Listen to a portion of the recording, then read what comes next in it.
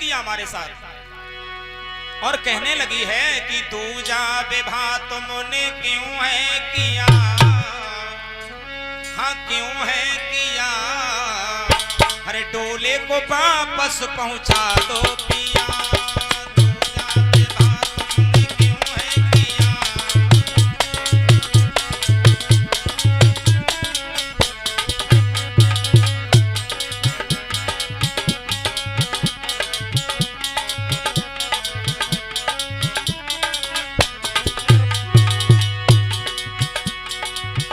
अगर एक पत्नी आपके आंगन में है तो आप हमें व्यर्थ लेकर के आए, क्या मतलब था। और जिस आंगन में सौत पहले से मौजूद है हम उस आंगन में कदम नहीं रखेंगे, इसलिए हमारे डोले को वापस हमारे पियर पहुंचा दो। और वो इसलिए सौतन के संग में न जीवन बिताए, इस घर में न हम रह पाए, इस घर में न हम रह पाए।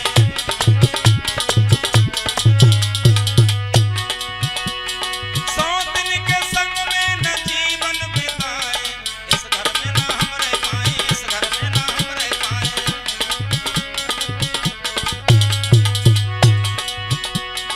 धोखा सजन तुमने क्यों है किया, क्यों है किया, डोले को वापस पहुंचा दो पिया।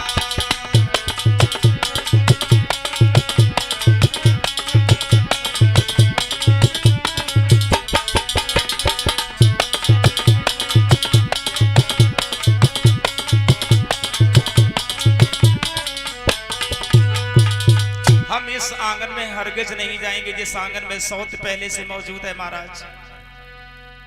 उत्तान पाद कुछ भी नहीं कह पाए, चुपचाप खड़े हैं, सुरची की बातें सुन रहे हैं। सुरची धमका रही है, तुमने अच्छा नहीं किया महाराज, तुम्हें दूसरा विवाह नहीं करना था। तुमने हमें बताया भी नहीं कि हमारे यहाँ एक पत्नी पहले से है, हम इस आंगन में नहीं जाएंगे। और तब तक बड़ी रानी सुनीति निकल करके बाहर आई, दरवाजे पर देखा सुरची महाराज उत्तानपाद को धमकी दे रही है, डरा रही है। उत्तानपाद महाराज कुछ भी नहीं बोल रहे हैं।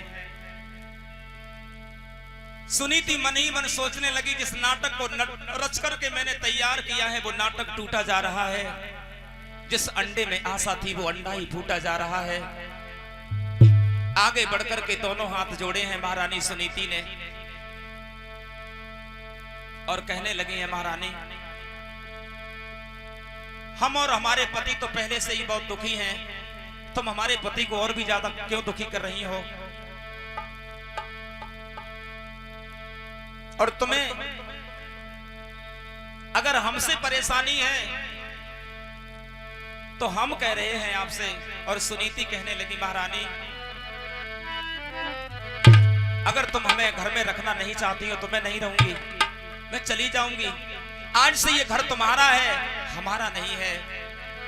आओ अपने घर को देखो, मेरा तो एक सहारा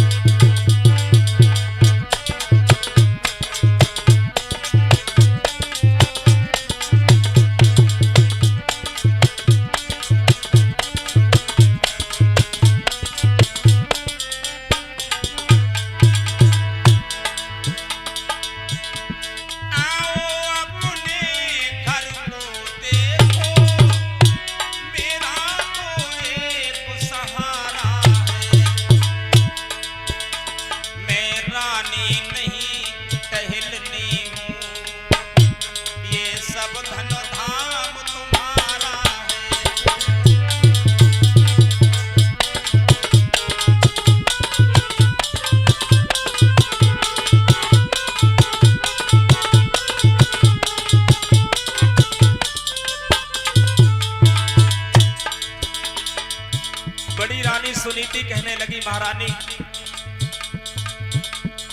ये धन धाम सब कुछ तुम्हारा है, हमारा कुछ नहीं है। हम तुम्हारी दासी बनकर के रहेंगे, आज के बाद तुम्हारी सेवा किया करेंगे। मैं तेरी टैल बजाऊंगी जब